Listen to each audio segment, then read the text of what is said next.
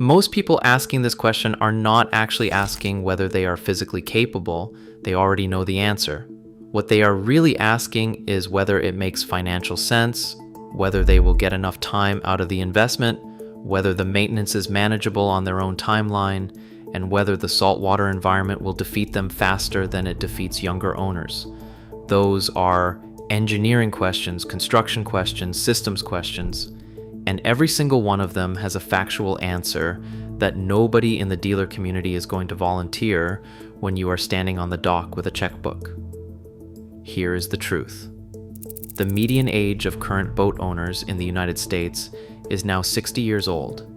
According to InfoLink Technologies data reported by the National Marine Manufacturers Association at year-end 2024, there are more boat owners in their 70s in this country than in their 40s. The average new boat buyer is 60 years old.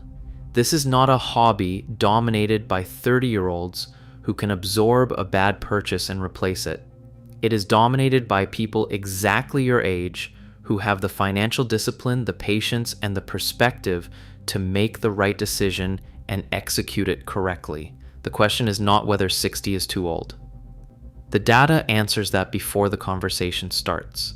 The question is whether you are about to make the same mistakes that end saltwater boat ownership early for buyers at any age, and whether you understand the specific variables that matter more at this stage of life than they did at 30.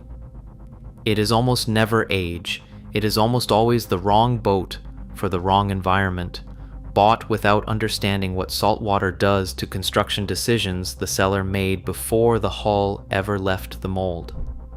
Here is what saltwater does to a boat. It is one of the most chemically aggressive environments any engineered structure can face. It finds every path it is permitted to travel, and it destroys every material that was not specifically designed to resist it. Wood core materials and transoms and stringers absorb moisture, swell, and rot. Dissimilar metals in contact corrode electrochemically in the presence of salt brine. Poorly sealed fastener penetrations become chronic water entry points that work silently for years before you feel the consequences. The difference between a boat still fully structural at 30 years and one headed for the scrapyard at 12 is a set of construction decisions made before that hull was ever removed from the mold. Those decisions have nothing to do with your age. They have everything to do with what you are standing on. The reason this matters more at 60 than at 30 is straightforward. At 30, you have time to absorb a bad decision and course correct. At 60, you want to buy the right boat once and have it perform correctly for the entire duration you plan to use it. That changes the selection criteria completely. The first mistake is buying too much boat for a solo operation.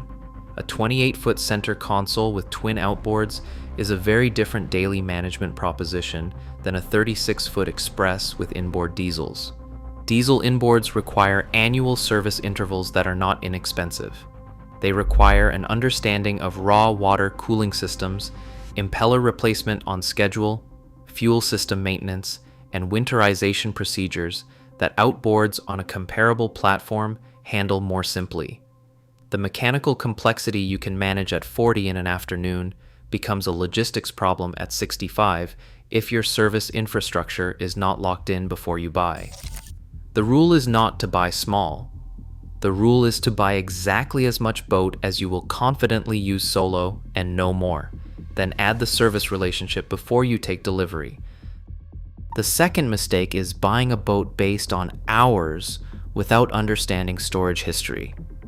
A 3-year-old boat with 100 hours is not automatically a good used boat. It is a question. 100 hours over 3 years in a saltwater wet slip means that the hull has been sitting in corrosive brine for the majority of its life. Galvanic activity runs continuously on any metal below the waterline the moment it enters saltwater. Osmotic blistering progresses whether the engine is running or not. A boat on a lift between uses ages at a fraction of the rate of one sitting in a marina slip. Dry storage history is the single most important variable on any used boat you evaluate, and it is almost never disclosed voluntarily. Ask for it specifically. If the answer is wet slip for most of its life, that changes your survey protocol and your offer price, regardless of what the hour meter reads. The third mistake is underestimating the operating cost gap between construction methods. A boat with a wood core transom and wood stringers that has been maintained correctly by a disciplined owner can last a long time.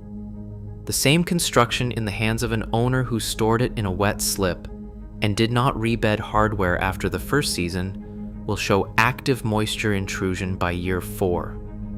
The repair bill for a transom and stringer replacement on a mid-size outboard boat is not a minor line item. It is a repair event that can equal a significant fraction of the boat's market value. The boats that do not carry that risk are the ones built with composite transoms and composite stringer systems.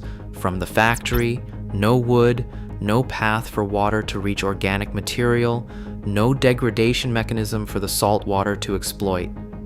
Those are the hulls that still survey clean at 20 and 30 years.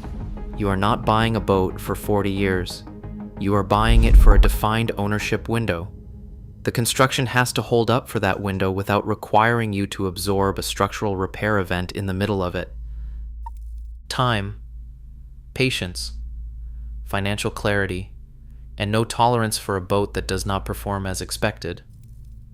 Those are advantages in this market, not liabilities. The buyer at 60 who has done the research knows what they want, can recognize a quality hull from a production compromise, and understands the cost of ownership across a multi-year window without making emotional decisions at the dock.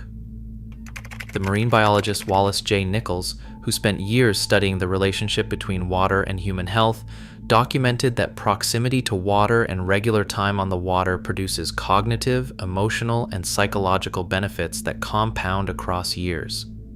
A study referenced in the journal Neurology found that mentally stimulating activities and navigation and management of a vessel qualified directly are associated with reduced risk of cognitive decline.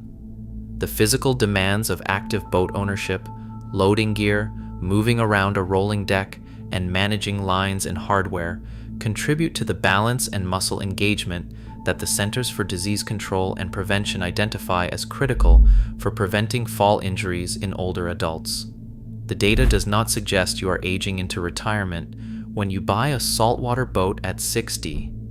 It suggests you are buying into an activity that fights the aging process on multiple fronts simultaneously. Apply these filters before any other consideration. Composite transom and composite stringer system. Confirmed, not assumed. Any builder still using wood core and structural members in the current production era is a builder whose platform carries an unnecessary risk for a buyer who wants to use the boat for 15 years without a structural event. Brands including Grady White, Regulator, Everglades, Contender, and Yellowfin have each documented their composite construction methodology and carry independent survey records that confirm their hulls read below 8% moisture content after years in saltwater slips. Those are the construction credentials you verify before the conversation moves to price. Single outboard or twin outboards on a platform sized for the water you actually run. Outboard 4-stroke engines are the most serviceable and most accessible, and they are the most cost-effective propulsion system in saltwater boating. Annual service intervals are defined. Impeller replacement every 2 to 3 years is a documented interval, not a guess. The 4-stroke platform from Yamaha and Mercury in the current production window has a documented service life of 2,000 to 3,000 hours with proper maintenance, a figure that, at realistic annual use, extends well beyond any reasonable ownership horizon for any buyer at any age. More importantly, an outboard engine problem does not strand you. You pull the cowling, you read the fault code on a modern fuel-injected platform, and you make a call. A failed raw water impeller on an inboard diesel at 30 miles offshore is a different category of problem. Know what you are operating before you commit to operating it alone. Confirm lift storage or dry rack storage before you take possession. The operational cost of lift storage is real. Over a 5 to 10 year ownership window, the maintenance and survey cost savings it produces exceed that operational cost on every boat, in every market, every time. Beyond the construction protection it provides, lift storage means you are not responsible for managing a bilge pump system around the clock.